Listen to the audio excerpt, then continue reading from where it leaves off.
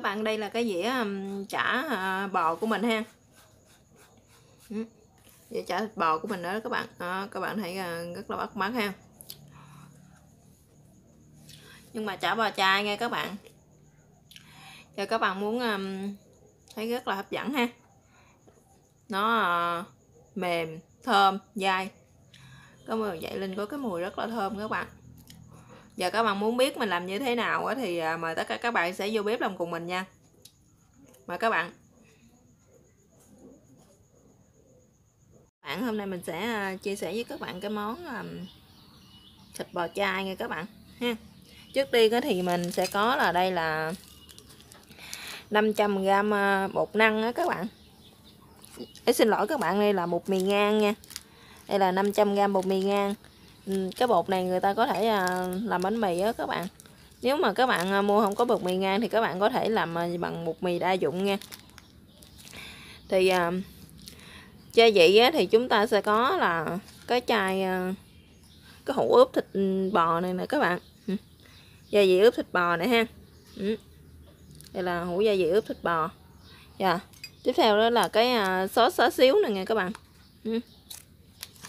Thì tiếp theo nữa mình sẽ có đây là ngũ vị hương nha. Đây là sa tế đó các bạn. Rồi là đường, bột ngọt, tiêu, muối và hạt nêm. Nguyên liệu của mình chỉ có đơn giản vậy thôi đó các bạn. Thì mời các bạn sẽ làm cùng mình nha.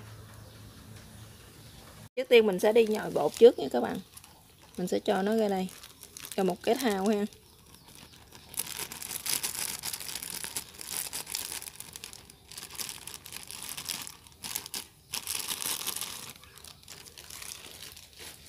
Thì mình sẽ có đây là 500g bột mì ngan ha. Thì các bạn sử dụng 500g bột mì ngan thì các bạn có thể sử dụng 300ml nước nha. Nước lọc đó các bạn.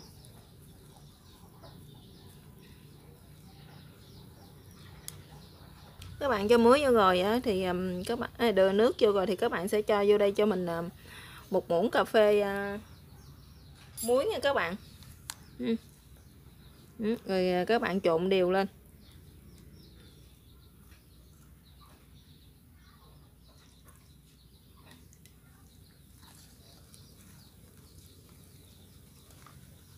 Các bạn trộn đều lên rồi sau đó thì các bạn sẽ trộn nhồi cho nó thành một khối nha các bạn. Nhồi cho cái bột của mình nó khô lại nè. Cái phần bột mà nó ướt nó nhão quá các bạn thì các bạn mình sẽ nhồi lại lên cho nó thành một khối luôn. Rồi nè các bạn, sau khi mình đã nhồi ha thì các bạn sẽ tạo cho một cái cục bột cho nó dẻo mềm như thế này nè các bạn. Đó. Nó không có còn dính cái thau mình nữa ha. Thì là được rồi đó các bạn. Thì các bạn sẽ để cho bột nó nghỉ trong vòng từ 30 đến 60 phút nha các bạn ha. Đó. Rồi bây giờ mình sẽ để cho bột nghỉ khoảng 1 tiếng đồng hồ các bạn. Rồi mình bắt đầu mình sẽ mần nữa. Đã sau một thời gian 1 tiếng đồng hồ mình đã ủ rồi đấy ha. Ủ bột xong rồi nè các bạn. Bây giờ mình sẽ đi xả nó nha. Các bạn làm cái này nó giống như là mình làm mì căng vậy đó các bạn. Rồi bây giờ mình sẽ cho cái nước đầu tiên vô nha các bạn.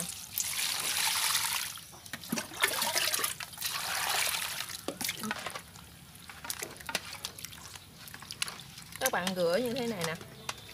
Các bạn rửa thật là nhiều nước nha. Rửa khi nào mà thấy cái bột của mình nó không còn cái nước đục đục này các bạn ha, là được rồi đó các bạn.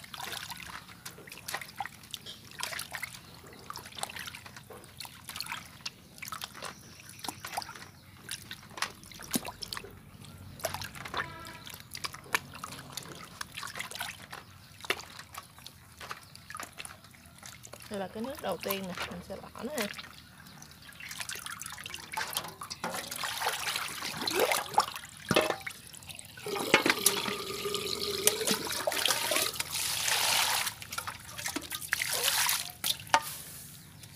Các bạn rửa thật là nhiều nước nha. Các bạn rửa 6-7 nước gì đó các bạn. Các bạn sau một hồi mình đã xả 5-6 nước rồi nè các bạn ha. Giờ mình sẽ xả cái nước này nè, cái nước thứ 7, cái nước cuối cùng nè các bạn. Khi mà các bạn thấy cái nước mà nó trong như thế này ha, là cái phần bột mì căng của mình như thế này là được rồi đó các bạn.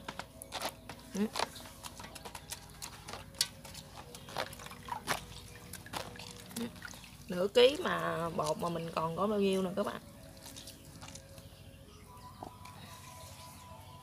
Rồi bây giờ mình sẽ dùng một cái miếng khăn đó các bạn ha. Các bạn sẽ dùng một cái khăn để mình lau cho nó bớt cái ẩm ướt này của mình nha các bạn. Rồi một lát nữa mình sẽ nêm gia vị vô, nó sẽ dễ hơn ha.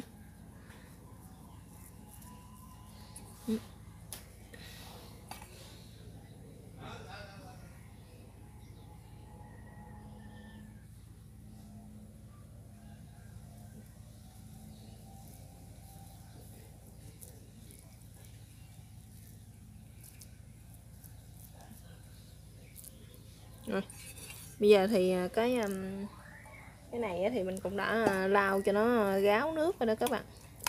Giờ bắt đầu mình sẽ nêm gia vị vô nha. Rồi bây giờ mình sẽ cho gia vị vô các bạn. Mình sẽ cho vào đây 1/3 muỗng cà phê bột ngọt ha.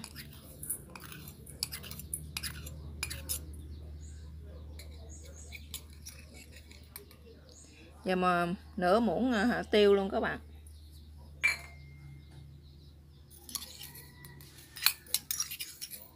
Một muỗng cà phê hạt nêm ha. 1/3 muỗng cà phê muối luôn.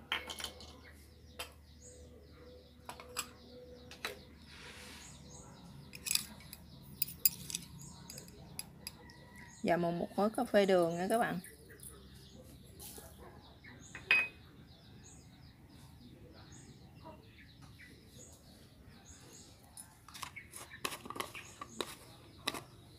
Và ngũ vị hương mình sẽ cho nó là 1 muỗng cà phê luôn. Các bạn cho 1 muỗng cà phê ít thôi nha. Ít thôi các bạn. Các bạn cho nhiều quá thì nó sẽ có cái mùi đắng ha. Cái mùi của nó rất là khó chịu ăn. Dạ. Đây là sa tế nè các bạn. Mình sẽ cho vào đây 1 muỗng ha.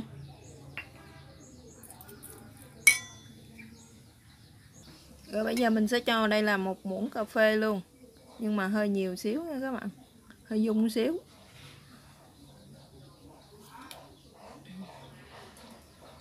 Ướp xóa xíu nha. Đây là 1 muỗng cà phê, hơn 1 muỗng cà phê hơi nhiều xíu. Đây là cái gia vị ướp thịt bò nè các bạn nha. Mình sẽ cho 1,5 muỗng nha.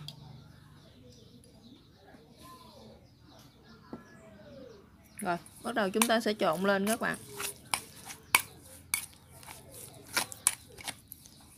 Các bạn dùng muỗng hoặc là bao tay á, thì các bạn có thể trộn lên nha.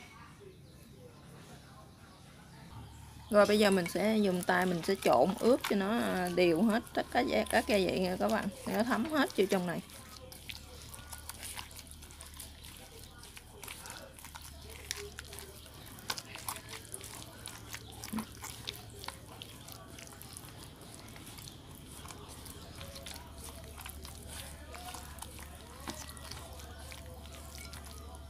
Rồi bây giờ mình đã nhồi những cái bóp những cái gia vị cho nó thấm vô đây ha. Bây giờ mình sẽ dùng một miếng giấy bạc để mình quấn nó lại nha các bạn, để mình đem đi hấp nha. Giờ đây mình đã chuẩn bị một miếng giấy bạc rồi nè các bạn, mình sẽ để vô mình quấn nó nha.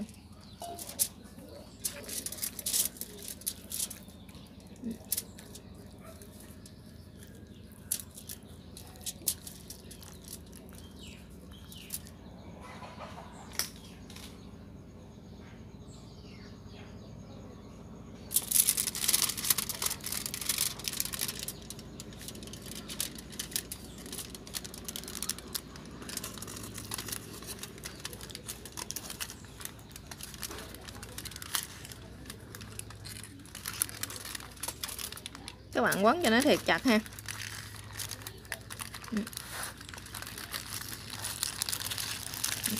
Rồi bây giờ mình sẽ quấn hai cái đầu này lại cho nó kín lại nha các bạn.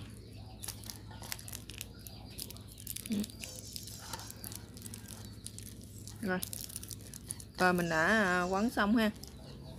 Thì các bạn quấn xong như thế này thì các bạn để vô trong một cái bịch đó các bạn.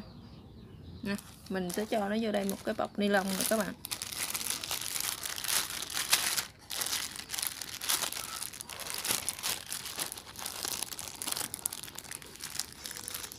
Mình sẽ quấn thêm một đường nữa. Rồi bắt đầu mình sẽ đem đi hấp nha. Các bạn hấp cho mình khoảng 40 phút nha các bạn. Quấn thì mình đã bắt một cái nồi nước nóng lên sẵn rồi đó các bạn. Bây giờ mình sẽ để vô mình hấp ha.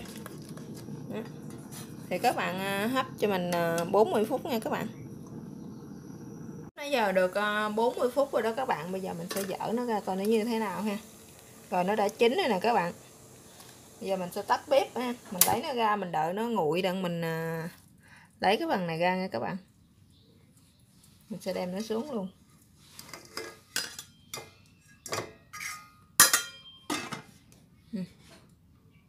Các bạn, mình đã hấp chín rồi, mình để nguội ha. Bây giờ mình sẽ lấy nó ra nha các bạn.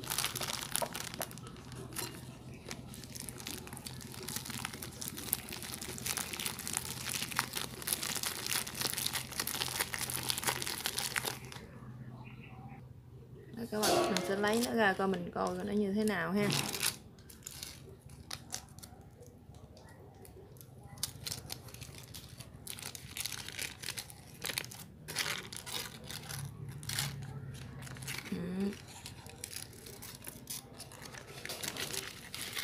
Rất là thơm luôn các bạn. Các bạn, nó rất là thơm ha. Bây giờ để mình cắt nó ra thôi. Cái miếng thịt, cái miếng chả của mình thì nó mềm dai nè các bạn. Để mình cắt nó ra coi nó như thế nào ha các bạn.